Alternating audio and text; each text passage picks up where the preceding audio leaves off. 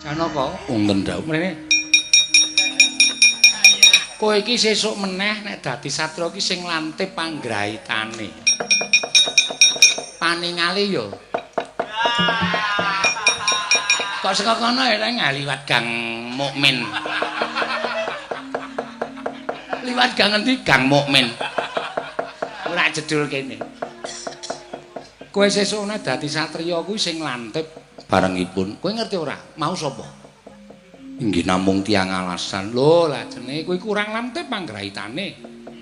Ya, inggih. Koko Prabu piye? Lajeng menika wau sinten? Lho, lah kowe iki takon maca karo menungsa kae mau kok ora tok waca iki piye? Inggih, kula pengin ngertos saking Koko Prabu. Mosok. Lho, tenan. Mula aku kandha nek tak paringi ganjaran omahe Petruk, bojone Petruk kae iki mergane kae. Menapa inggih? Iya. Ora nyono babar pisan.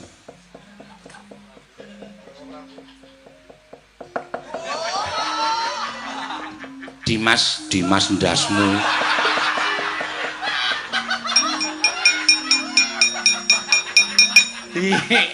Anu den diandani kula. Gah kuping mureg. Wah. WEO. Tenane? Iya. Wo kakrokane iki. Ngerti lak pancal ket mau.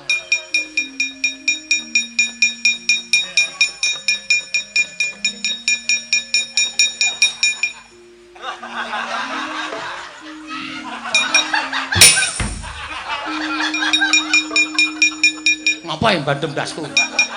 Ngangkon ngandani minggat. Nyelingker. Domdel. Iya. Pengen ngerti tau? Pengen ngerti. Kae iki mergane kaya ngono Ndarakrasa paling dawuh. Kae iki mergane Gareng. Iki apa? Mata. Iki kepala. Ini hidung. Telinga mana telinga? Ngawur. Masa? Asem dadi kae iki. Iya. Mula Ndarakrasna iso kaya ngene mergo kae iki. Ana ngerti? Ama mbok di? Iya. Mergane nek ra nganti kaya ngono iki mergane kae iki.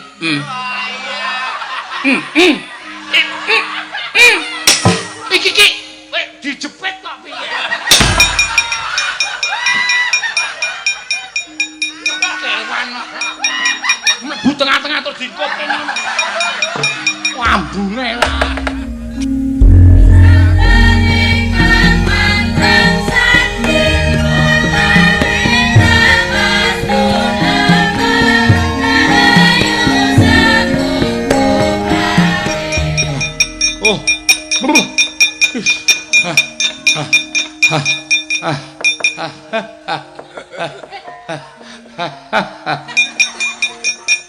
Ambekan nganti kaya kene ya wis tuwa. Wah, Jan. Sinuwun Mandura nesu. Duka ya siniwe Petruk kantong bolong. Ora minggat saka negara Kamartawani karo Nata Mandura. Gretel nenggala jeblok wetengmu. Biar. Nenggala metu ki mak biar kaya nggawa oncor kae. Nek ora mlayu modar tenan. Lah. Pak, wis ketiwasan, Pak. Aku ora iso ngaturke ndara-ndara Pandhawa. Sinuwun Mandura duka ya siniwe aku tak maturke. Bagong. Wah, aku kok ya lali nek nggawa adi to ya. Monggo Bagong ki upune gedhe ora jamak-jamak. Nek mlayu mesti suarane kuku. Wong ora iso mlayu banter kok aku buati tak tinggal mlayu banter banget. Aku njaluk ngapura ya, Kang. Mestine Sinuwun Mandura nesu. Petruk mlayu tak oyak nganti kecekel Bagong liwat. Iki adine pecah ndase. Modar kowe le. Njaluk ngapura ya, Kang.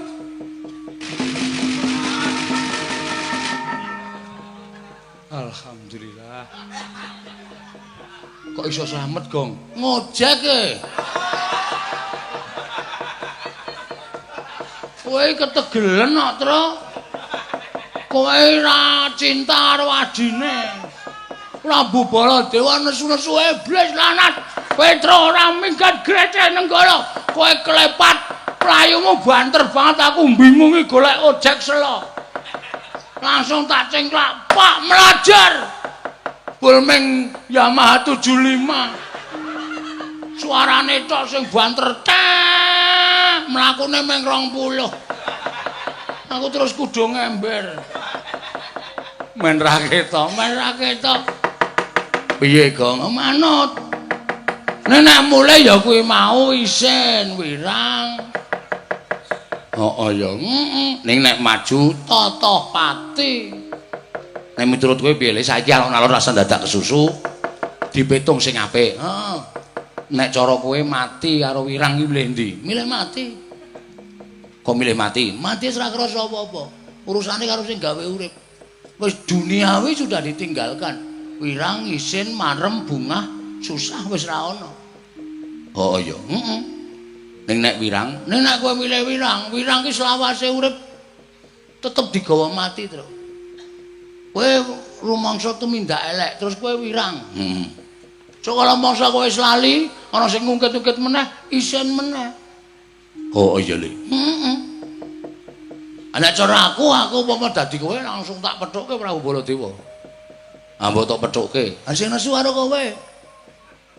Kok iso karo aku? Lah sing disumbari Petro kantong barang ora minggat grece nenggala kan kowe.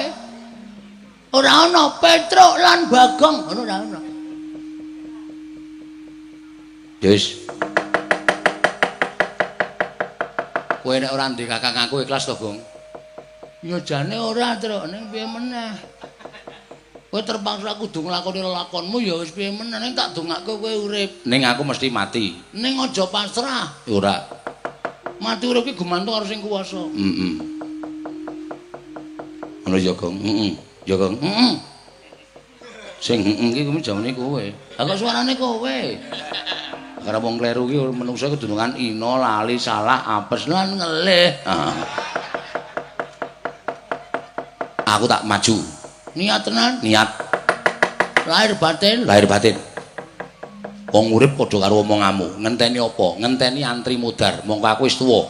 Aku wis warep mangan gempalaning jagat legiasi ning kahanan.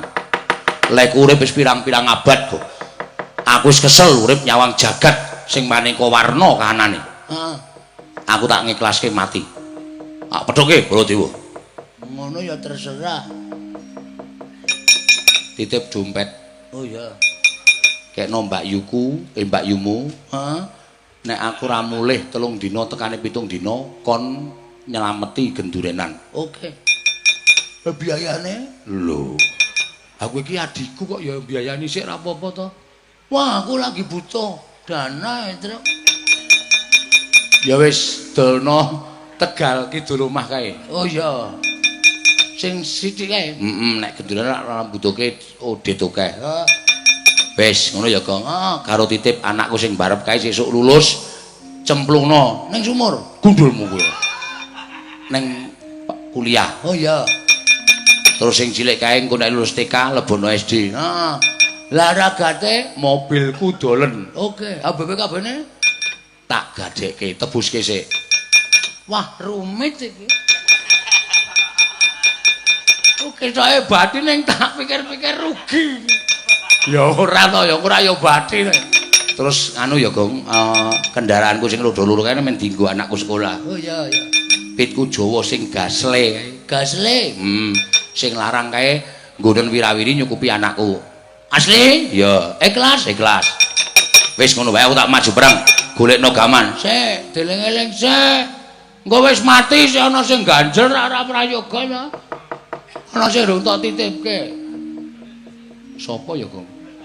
Tegal wis, mobil, motor, pit, anak, wis kabeh. Mbok ya deleng-eleng. Sopo ya? Mane dipek wong liya lho. trembelane iki ora. Bojoku, mbangane keliya. Kan wis kerep tak SMS.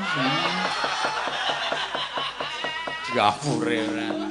Semen rasa dadak tok openi wis ben urip dhewe. Hah? Urip dhewe. Nantek lengane aku ora ngejok lho. Ya wis. Wis ben urip dhewe ora masalah. Wis kana, Tru. Jumpuke bendho kule, ya.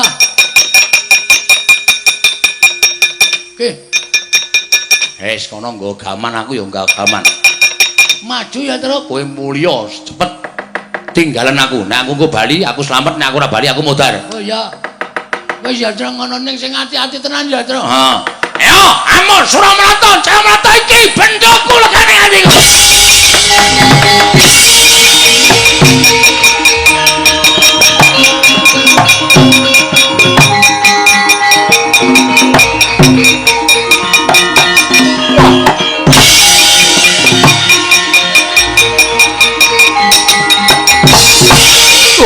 Iki nggawa apa iki? Iki nggawa apa iki? Serasan dadak kok ki ngomong. Sak entuke. Ayo iki bendhoku. Lho. Iki pusaka Kyai Nenggala. Iki pusaka Kadewatan Pamunaing Satu Sekritamake Gunung Jugruk Skorasat. Lah kok dadi tanding karo bendho. Iki tau nggo nyolong gori ping 3 ora ketek ora kono. Iki ya ampuh. Wah, lakon gretel Nenggala jeblok wetemu. Bendho mati. Monten tenan aku.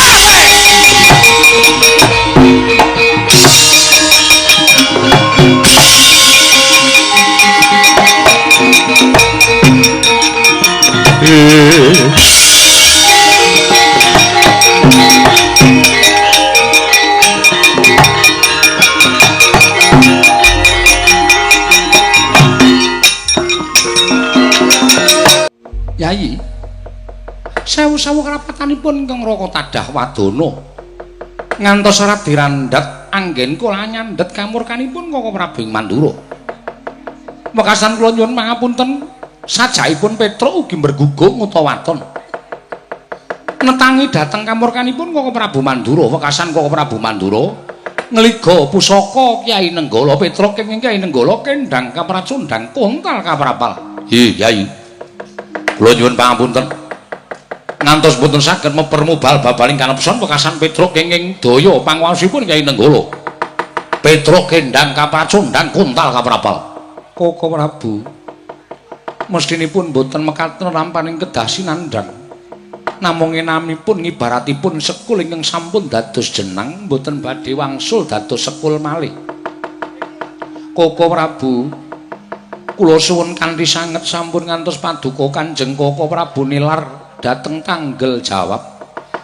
Kedah saged paring pepadhang tumraping Petruk kanthong bolong. Yayi, kula nyuwun pamunten.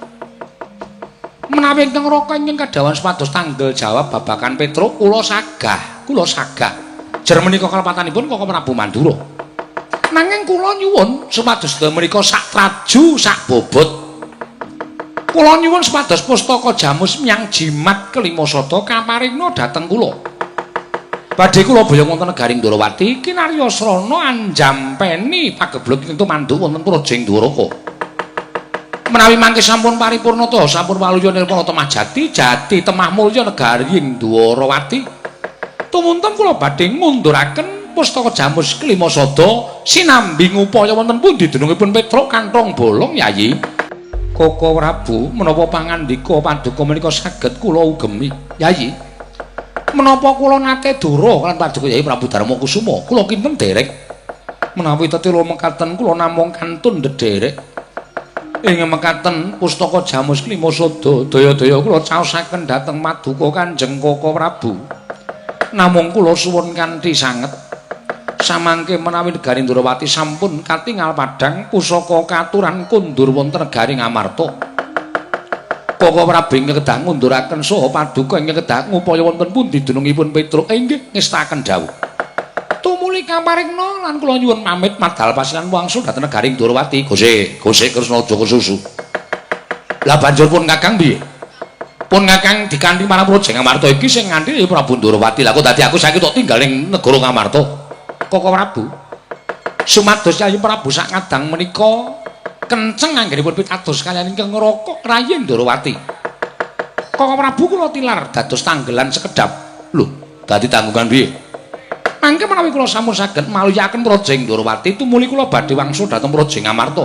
Sasampunipun kula ngunduraken pustaka Jamus Klima Sada, Kakang Prabu kula dherekaken kondur dhateng negari Mandura. Oh, aku dadi tanggungan rak ngono to kuwi. Inggih, nuwun sewu lho, ora apa-apa, ora apa-apa. Wadon Ndorowati padhang ora apa-apa Yayi. Klilanana mugi kaparingna wujuding pustaka Jamus Klima Sada lan kula nyuwun pamit Kakang Prabu, swami kula aturi nampi Kakang Prabu. Setyaki wonten timbalan.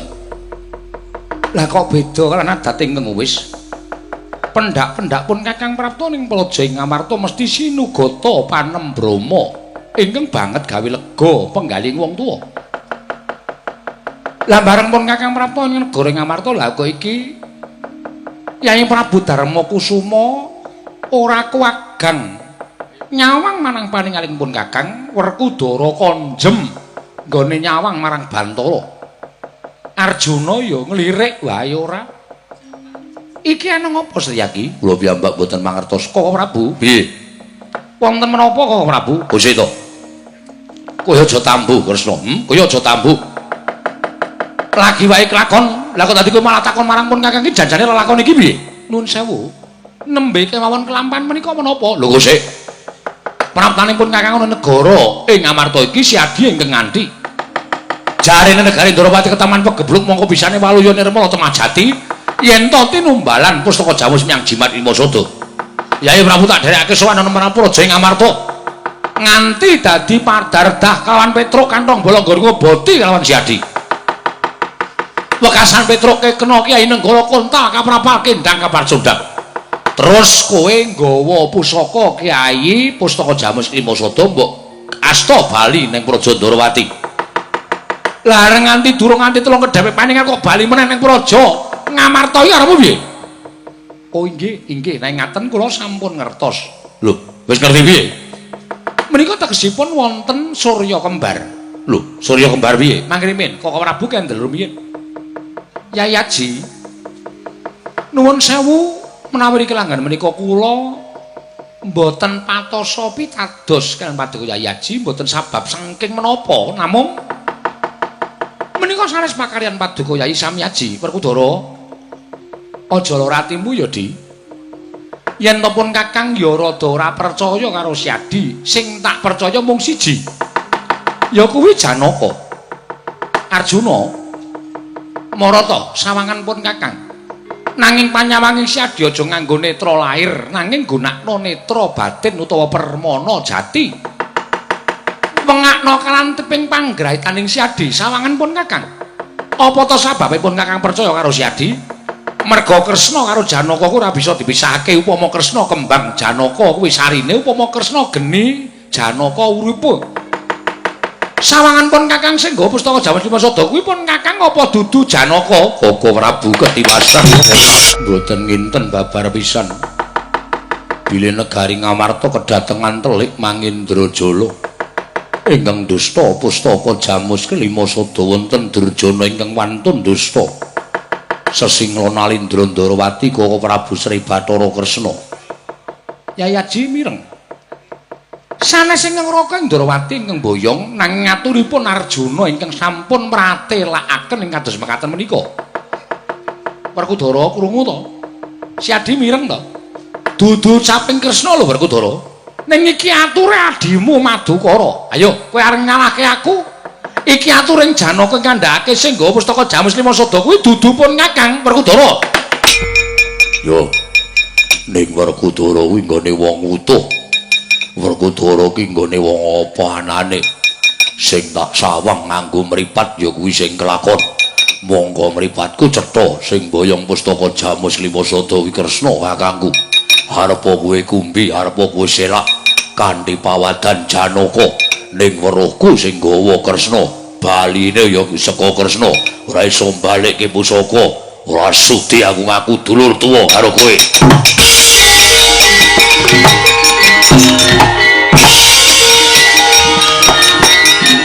Tak pikir-pikir Werkudara arep wong mloho ning ngucape bener.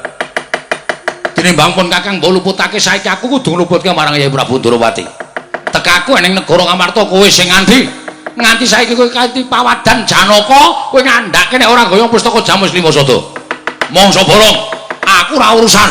Ning sing baku nek kowe ora iso mbalekke pustaka Jamus Lima Sada, kowe memirang raine Baladewa. Kowe ngorek-orek raine kadangmu ing Mandura. Aku ora sudi ngaku Kadang Taruna karo kowe. Setyaki, wonten dawuh. Ayo kowe ngunek-unekke aku sisan. Mboten Koko Prabu. Lah kok dadi malah pun Kakang dicucuk. Wong pirang-pirang dadi jalaran oncating pustaka Jamus Miang Jimat Lima Sada. Kula semanggaken dhateng Paduka Kanjeng Koko Prabu. Arjuna kula nun maring adhawu. Kowe tak jarwani ya. Sejatine kabeh lakon iki mau sasmita tumraping para Pandhawa. Mula aja sok nyawang Semar ki ming wong loro saudon telu saurupan. Mula jenenge Semar sabab kae tegese samar. Ora iso ginagapan ning agal sarta alus. Inggih. Semar ngerti yen to negara Ngamarta ki bakal ketekan udan gedhe srana Semar wis weruh mendung kang nglimputi negara Ngamarta. Ewadene Semar kepengin dadi payung srana utusan Petruk karo Bagong ning tinemune Pandhawa ingkang ora tanggap. Saiki mendung wis dadi udan. Inggih. Tanala kejaba amung nyuwun mangapura marang Kakang Badranaya. Menawi ngantos mangke ingkang rayi dipun dukani Semar ora duwe watak srengen marang sapepadane. Semar kuwi tansah ngapura marang keluputaning sak pepadane. Mekaten Koko Prabu. Nyuwun pituduh kawan Sang Nayantaka. Ayo kepiye monggo supaya padhang lelakon iki Arjuna tak kanthi marang Karaka Dempel. Sawawi kula dherekaken. Setyaki wonten timbalan. Kowe tak tinggal dadi tanggungan sedhelane negara Ngamarta ya Dimas Doriki ngestaken dawuh Paduka Kanjeng Koko Prabu. Blegek kekugek sadulita mel. Sasampunipun kula nampi aturipun anak kula Bagong. Nek kula kudu sedih, wong nyatane wis kula karepke. Ning nek kula ora sedih, wong nyatane kelangan anak. Kejaba kelangan anak, miturut kabar sing kula tampa, pustaka Jamus Miang Jimat Kelima Sada ugi uwal saking negari Ngamarta. Kyai Semar, sepira kluputanku nyuwun mangapura Kakang Nayantaka. Pancen praptaning Nata Ndarawati ning Karangka Dempel, sayekti mung bakal ngaturake keluputaning Nata Ndarawati ing ora bisa ngayomi marang kadang-kadangku para Pandhawa. Kakang Semar, semono uga Janaka nyuwun pangapura dene Pandhawa ora ndungkap marang keparenging Kakang Nayantaka. Nggih. Sing jeneng gegetun lelakon sing pun lakon niku jane mboten enten gunane. Gegetun lakon sing pun kelampah niku mung bebecer ati lan pikiran sing mboten enten gunane. Sakniki mboten perlu padha njaluk ngapura. Wong nyatane kula ora ngluputke sampeyan, kula ora nglerokke para Pandhawa. Ning niki lelakon iki wajibe sesarengan dipun budidaya supaya enggal pulih kaya wingi-uni. Pustaka Jamus Lima Sada nggih kundur teng negara Ngamarta. Syukur anak kula Petruk ya iso bali teng mriki upama wis dadi kuwanda. Kula ruktine sak tataning panembahe Petruk. Ning nek isih urip, tegese Petruk isih diayomi karo sing gawe jagat.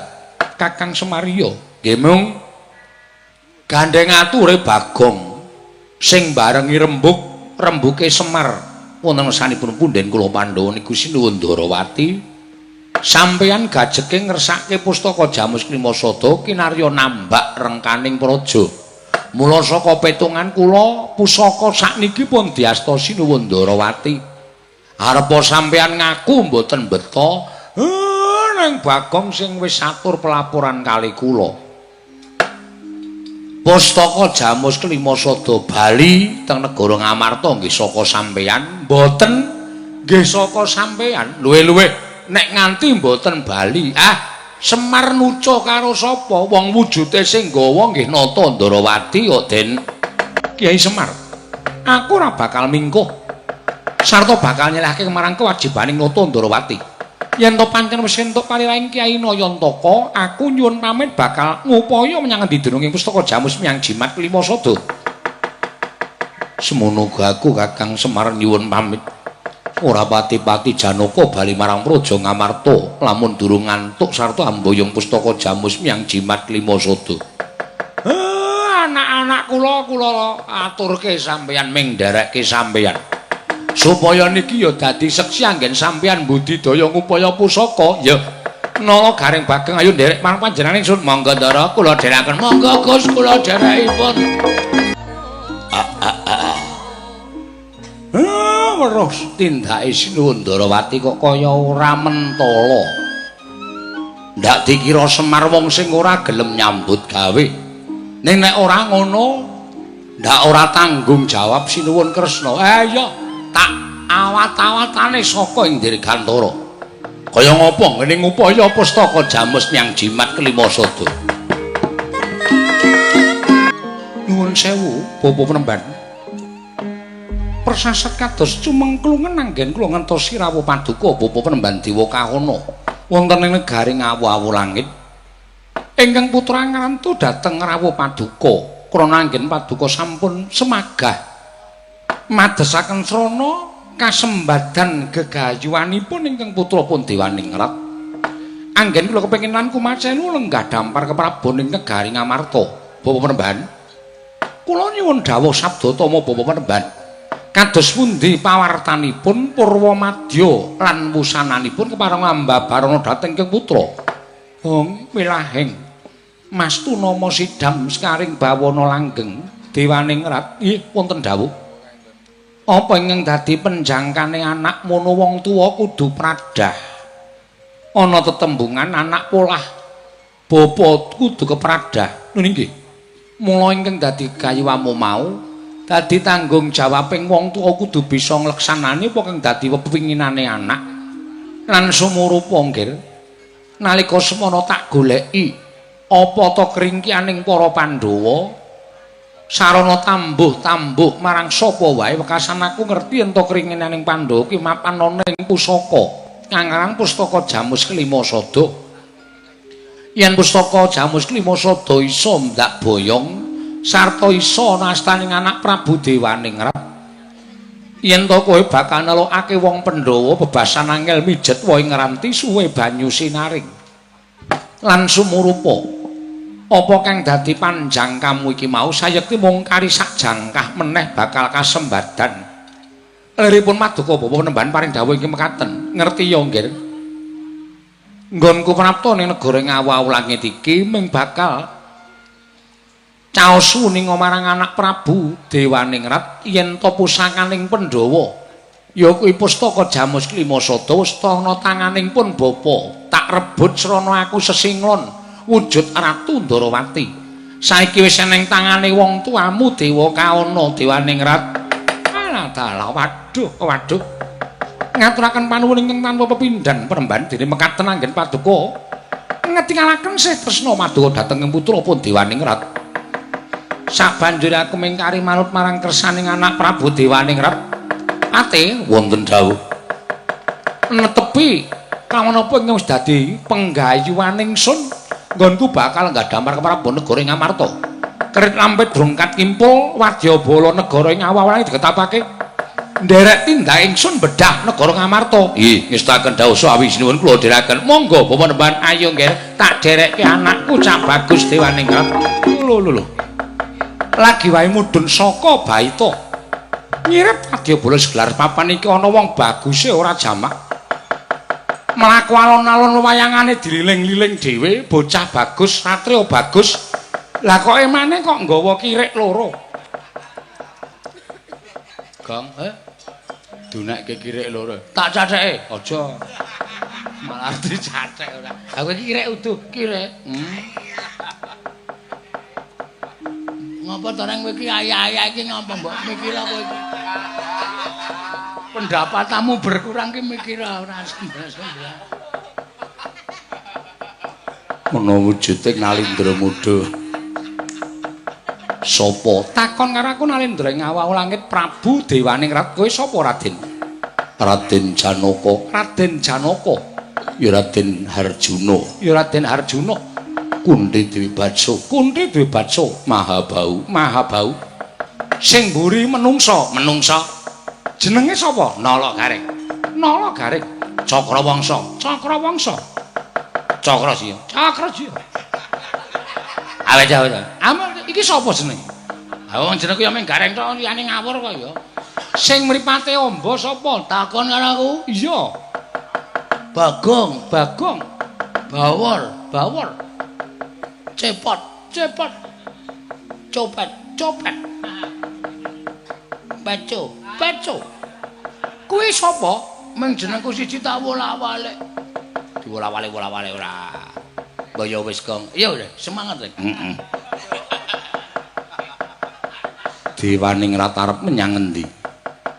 Ngerti ora Den Janaka aku bakal prapta ning negara Ngamarta. Bapa Begawan Dewa Kana engko wis keduga mboyong wujuding pustaka Jamus Myang Jimat Klima Sada. Dadi srana nggonku bakal ningkes para Pandhawa. Bisa kasembadan penjangkaku nggonku dadi ratu ning negara Ngamarta Arjuna.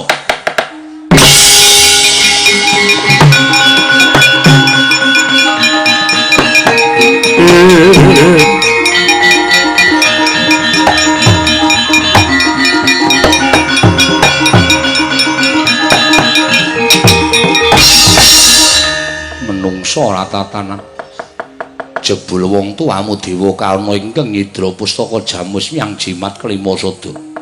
Lena mripatmu gatekna gobokmu satring Madukara Raden Janaka kepernah panengahing Pandhawa. Walah dalah sing edan nemoni macan keparat. Ya to yen pancen kaya mengono ibarate ngethok wit gedhe ora tak jujuk deleke tak piprili pange. Kowe tak bondo kari dulurmu papat mati saka tanganing dewaning ret. Kowe ingkang tak untapake marang kayanganing Bathara Yama Dipati pecah dadamu Janaka.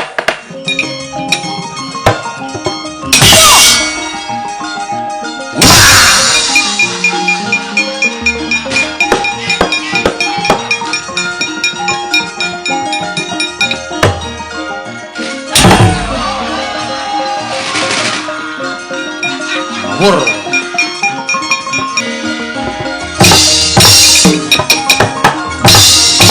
mati. Wah.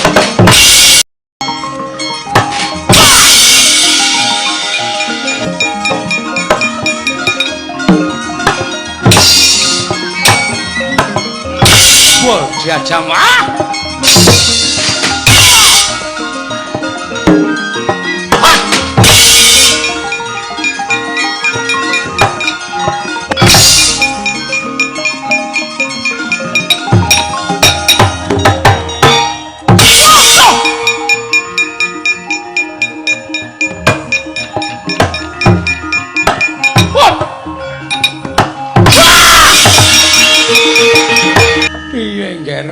Wah, Bapak Penemban.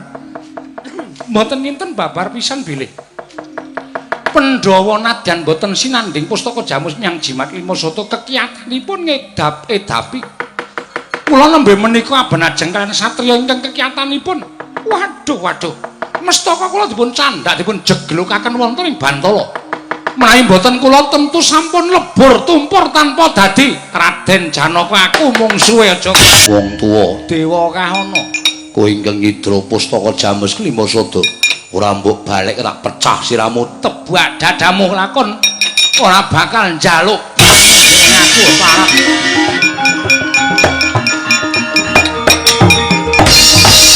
Pripun Ndara?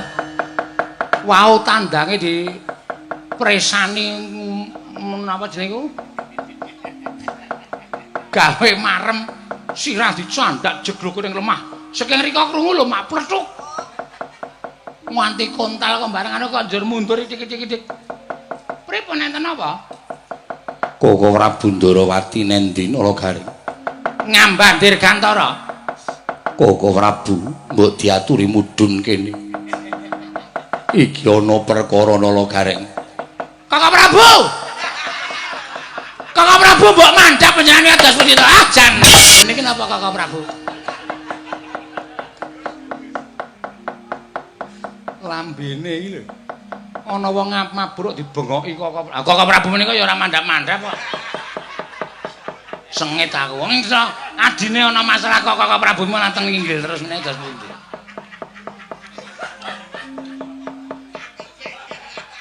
Mamantri.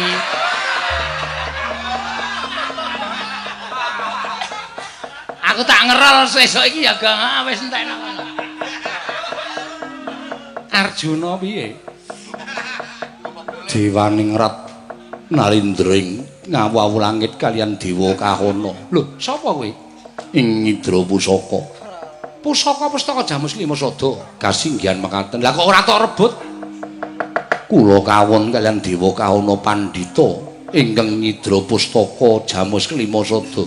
Lho, kowe kalah? Inggih Kaka Prabu. Lah dalah coba tak sawange. Wah, wis rampung. Arep melu ndelok ya. Aku sengit karo Kaka Prabu iki. Tapi itu, anggere muni sapa Janaka mungsumu? Dewa Kahana. Kowe lah dalah kaya ngono tak contone duduk jeneng ngene iki lho. Ning tangane munggah medhun ngene iki lho. Aku ki ya kulino ning ora munggah medhun. Ngono. Nek kowe ora menang, ngibarate kaya dene geni lagi murup. Oh nggih, Kaka Prabu.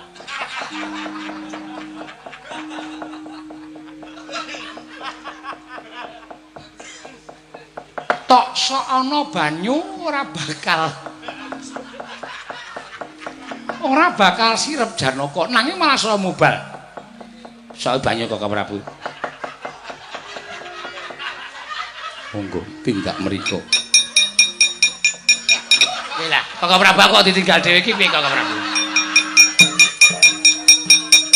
Arjuna kula enten dawuh. Kowe ora menang barengipun. Ayo melupun Kakang tindak pundi? Tindak pundi Kaka Prabu? Golek jago. Golek jago sing muni aku jual. Monggo aku wis ngrasake mati lho. Bareng tibane lemah, bruk ngono kok malah urip. Nendi iki? Kok ki potongan kambil sawit kaya ngene. Lubuk lingga apa ya? Aku dadi tengah ngalah sepine ra jamak-jamak kaya ngene. Wah, jan. Kowe lah kaya ana wong gundul. Wis rada tuwa tak takonane iki daerah ngendi? Oh, bayangan mingan. Wah, cilaka iki. Ngewangi Semar kok malah cilaka awakku. Wah, jan. Grek ngelake ora jamak kaya ngene. Ki nek nganti ora ketemu karo sendang, ora ketemu banyu, aku ngorong mati garing modar neng kene. Oh, Amir, mbaya kowe iki ya nulungi aku to, Reng. Gong goleki aku. Aku kena nenggala kok tanpa ana pambudidaya indur nalare piye coba aku tak takon. Oh. Nek buta apik men. Titik plus ora iki.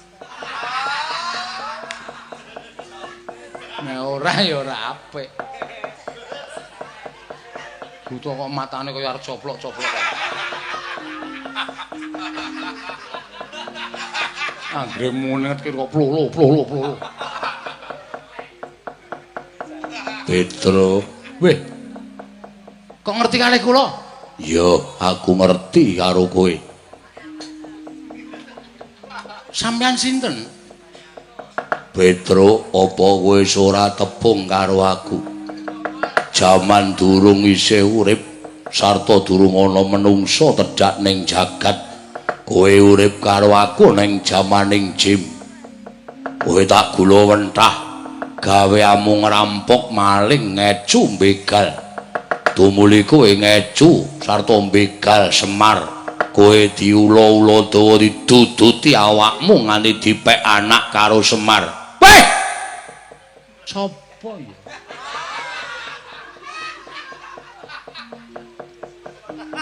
Galingan apa ora? Waduh, Bapak. Bapak. Iya. Bapak. Sapa to jenenge? Begawan Solo. Begawan Solontara.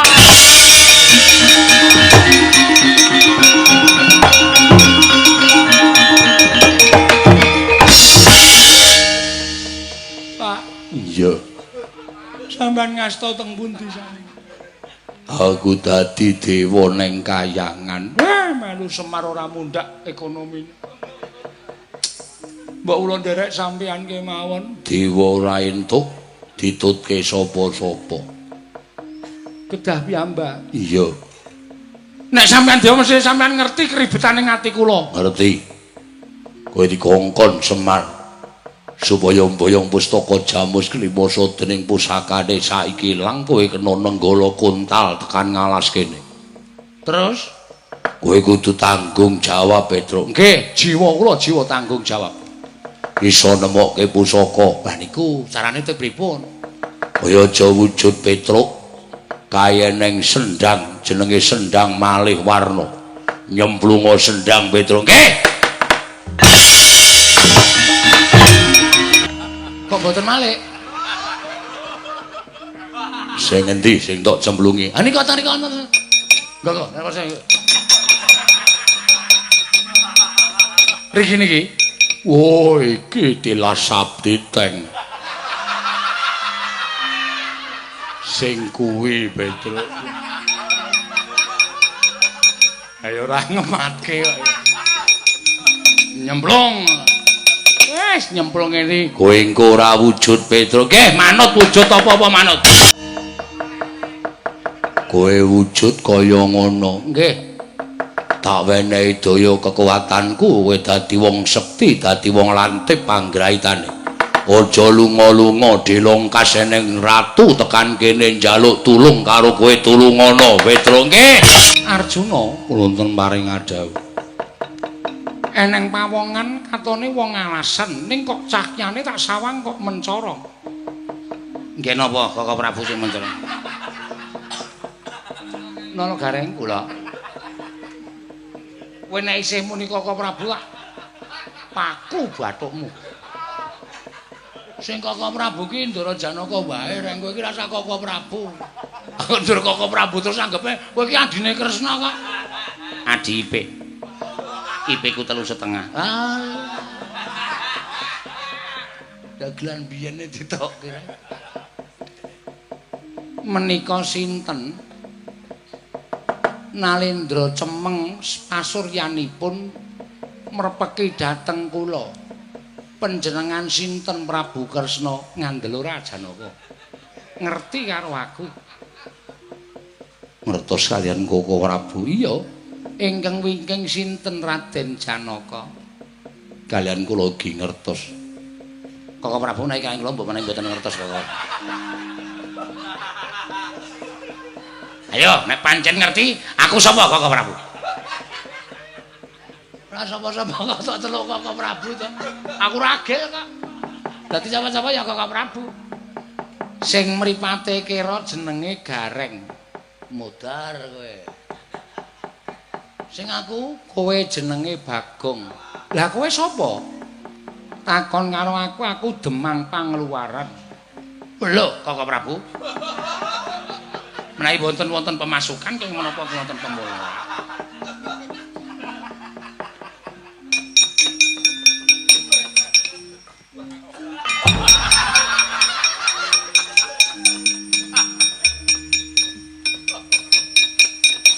Ayo. Oh sing ndara e.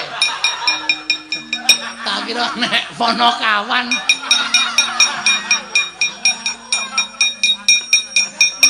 Wonten menapa sinuwun? Aku ki arep njaluk tulung. Lah wonten menapa? Aku duwe mungsuh jenenge Dewa Kahana. Sing ngidra pustaka Jamus Klimasada. Demang Pangluaran wonten dawuh nek kowe iso ngrebut pustaka Jamus Klimasada, mateni Dewa Kahana. Kowe engko tak nehi bebungah. Bebungahipun menapa? Bebungahe ya kuwi aku duwe Ponokawan sing jeneng Petruk wis mati. Bojone rada ayu. Peken. Omahe ya apik, kukupana. Ning kowe kudu ngopeni anak-anake. Watatita. Watu titikan. Padha-padha lantip panggraitane. Lenggah Dewa Kahana kula pejane sinuwun. Janaka Wonten dawuh. mrene. Kowe iki sesuk meneh nek dadi satra iki sing lantip panggraitane. paningali yo. Kok saka kono ya liwat Gang Mukmin. Liwat gang endi Gang Mukmin. Ora jedul kene. Kowe sesuk dadi satriya kuwi sing lantip barengipun. Kowe ngerti ora? Mau sapa? Inggih namung tiyang alasan. Lho, lajene kowe kurang lantip panggraitane. Ya, inggih. Koko Prabu piye? Lajeng menika wau sinten? Lho, lah kowe iki takon maca karo menungsa kae mau kok ora tok waca iki piye? Inggih, kula pengin ngertos saking Koko Prabu. Mosok. Lho, tenan. Mula aku kandha nek tak paringi ganjaran omahe Petruk, bojone Petruk kae iki mergane kae. Menapa inggih? Iya. Ora nyono babar pisan.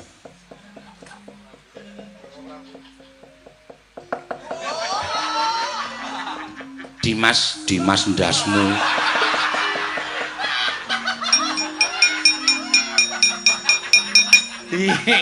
Anu den diandani kula. Gah kuping mureg. Wah. Oh. Tenane? Iya. Wo kakrokane. Ngerti lak pancal kit mau.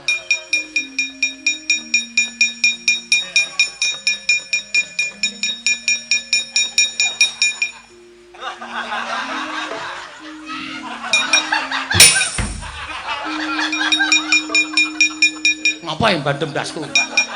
Ngangkon ngandane minggat. Nyelingker. Dumdil. Iya. Pengen ngerti tau? Pengen ngerti. Kae iki mergane kaya ngono Ndarakrasa paling dawuh. Kae iki mergane Gareng. Iki apa? Mata.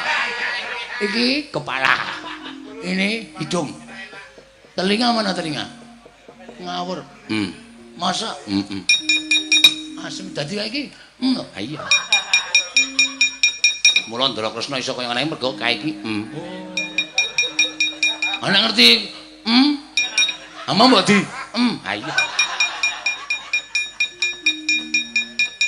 Mergane. Nek ra nganti kaya ngono iki mergane kae iki.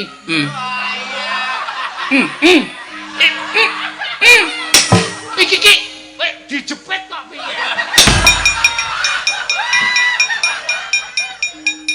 Kewan. Mlebu tengah-tengah terus dikop kene. Ambune lah. Kowe nyidra pusaka kanthi sarana lembut, aku ngrebut ya sarana lembut Dewa Kawana. Lah kok dadi kowe mapan ning kene dewaning rat penemban. Kula menika rak namung kesel wirawiri, mriki mrika. Menawi kula mrika kula perang kan para Pandhawa, kula kalah. Tumunten kula mlajar mriki nyuwun pambiyantunipun Bapak Penemban. Mbok sampun ngantos mindho gawe pustaka Jamus Lima Sada kula suwun. Kula pundhinipun kula nggene ngamuk teng Ngamarta. Kuwi luwih prayoga ngger tambah.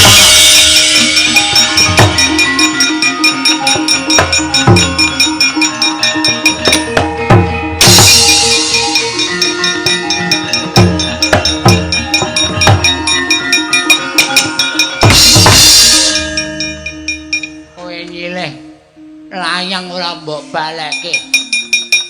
Kowe sesinglon Ratu Ndarawati, ayo. Lembuta kaya banyu sinaring ora menang yen to karo Bambang utawa Demang Pangluaran leganing atiku kowe. Kowe sapa Demang Pangluaran? Jagoning para Pandhawa. Kowe pendhita licik, kowe pendhita jahat. Ayo, ora tak sirnake mung dadi maksiat. Wah, jebol dadam.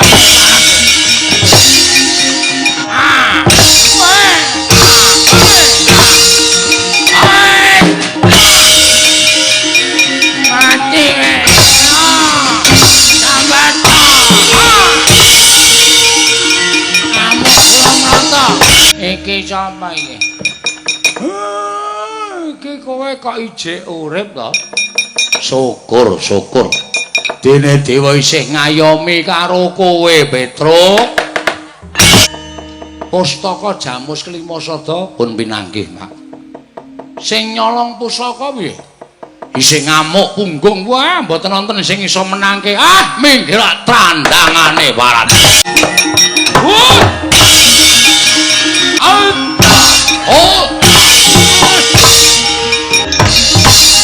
Rinuket dening Kyai Semar Badranaya den gulung dening Kyai Nayantaka ical wujuding Brahmana nenggih sang permane ya Pandya Betari Durga. Larak tenan to. Kakrokan. Trembelan. Trondolo. Penyakit kowe. Kowe sapa kene arep ngopo? Madosaken tedha baju barat. Kowe wani ganggu gawe sing padha lenggah neng kene? Ganggu gawe sing padha gadah hajat lan duwe gawe, ganggu gawe papan kanggo makarya aja takon dosa. Semar sing ora trima ayo bali.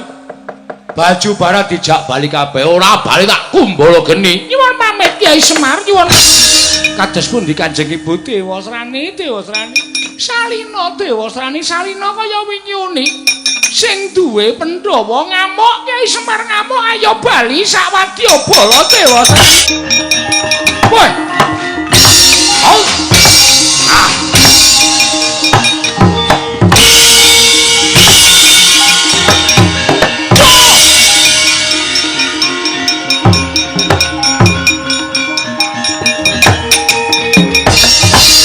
Matur nuwun Ndara.